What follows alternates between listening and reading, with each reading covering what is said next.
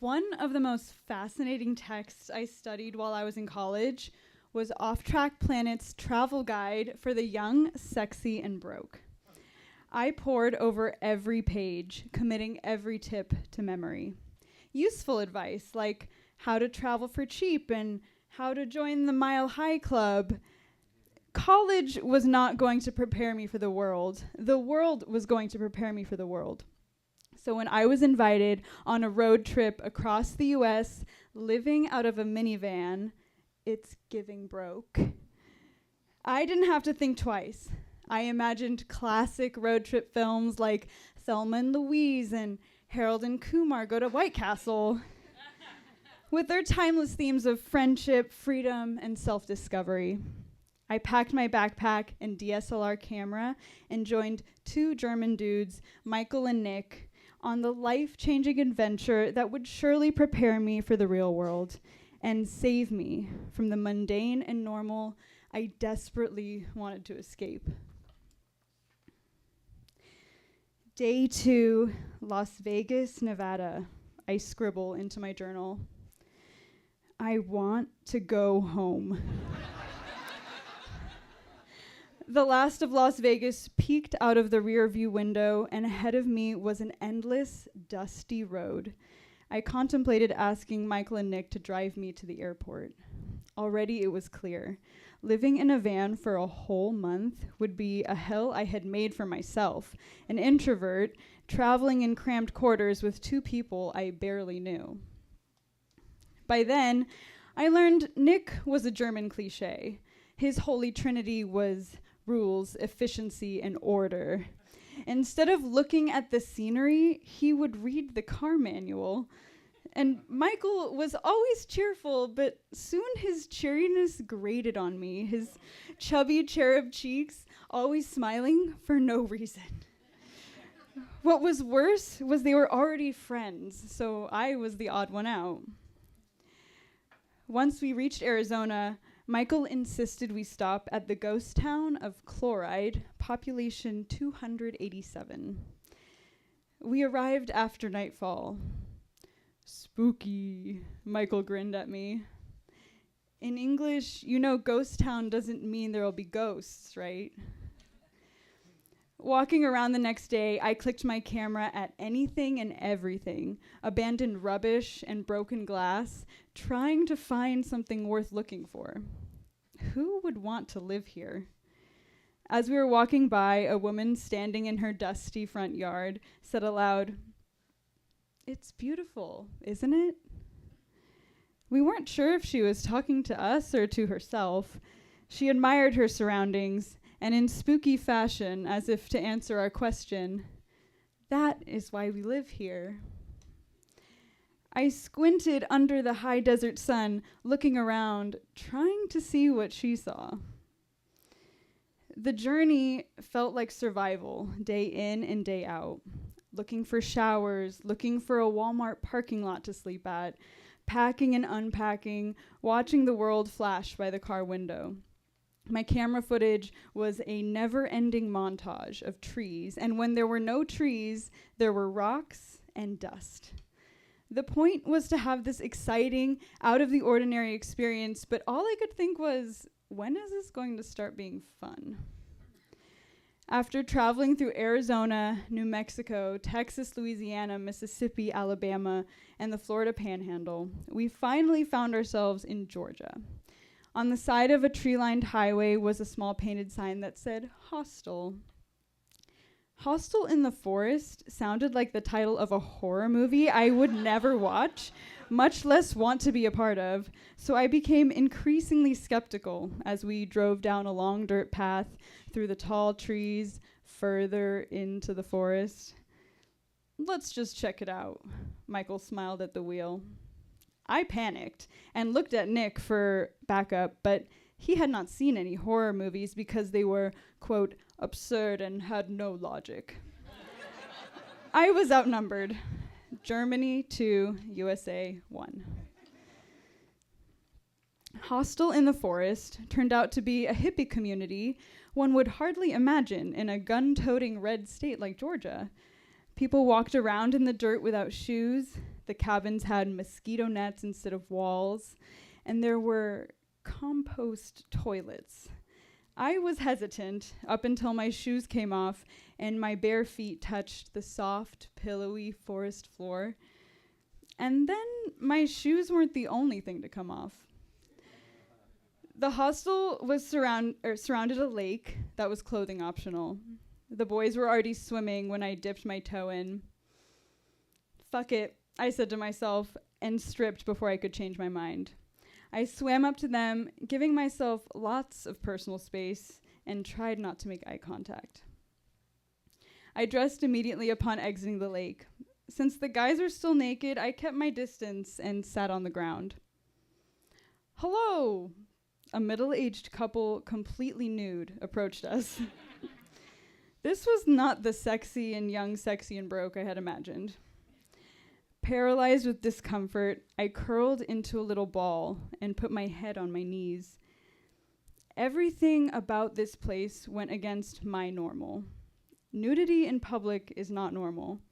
Compost toilets are not normal. Living in a minivan is not normal, and the discomfort of this abnormal life was finally caving in on me. I thought that because I dared to challenge what was normal, I could immediately accept it. But I realized I was not cut out for this. I should have stayed home after college and invested in my career or a 401k like everyone else. I was just as mundane as all the normal people I was trying to prove myself to back home. Feeling exposed and out of place, I remained on the ground with my head on my knees. When the boys told me they were leaving, I pretended not to hear them. I kept my head down and hoped no one would notice me. "Are you okay?" the man's voice asked. It was just me alone with the two naked strangers. I looked up quickly to respond, but averted my eyes, keeping them fixed on the forest behind them. "Yeah, I'm fine, just tired." "Would you like a beer?" His ability to read my mind was astounding. "I'm Mark, and this is my wife, Nan." "Nice to meet you." I wondered if taking the beer was such a good idea. "We come here on spring break every year. We're teachers." Teachers? Is this what my teachers did on spring break? Turns out, Mark and Nan are the nicest, most normal naked teachers I could ever imagine meeting by a lake. They even offered the boys and I a place to stay when we passed through South Carolina. I felt like I finally made a connection over 2 weeks into the trip. I was sad to leave the forest the next day. It felt like a sanctuary. Even Nick and Michael seemed more relaxed. I thought it would be a turning point of the trip, but back on the road, the sameness transpiring day in and day out, I felt the tension rising again. I wanted to escape. The day we arrived in South Carolina, I ran away. Downtown Charleston was buzzing on a Friday night. While Nick and Michael were busy squeezing our van into a parallel parking spot, I slid off and walked directly into a bar across the street. I figured they probably saw me, or that I was close enough to be found, but I also didn't care to be found and hoped they hadn't seen me. I made friends with the bartender, stayed until 2 a.m, and I didn't hear anything from them because my phone had died. It didn't cross my drunk mind I would have no way to get home. I asked the bartender for a ride. "Sure, where are you going?" I could only remember one detail of the address. "Do you know James Island?" By some miracle, guided by my inner compass, I found the house in the dark. Mike and Nick were sitting upright in the living room on the small couch, side by side, like two nervous parents waiting for their teenager to come home. "Where did you go?" They had spent the whole night walking in and out of bars, trying to find me, asking strangers if they had seen me. "I was there the whole time, right where we parked." Michael's usual carefree expression was gone. They both slumped on the couch. I quickly said goodnight and skipped off to bed. I know I should have felt guilty, but I was young, sexy, and broke, and I could do whatever the hell I want.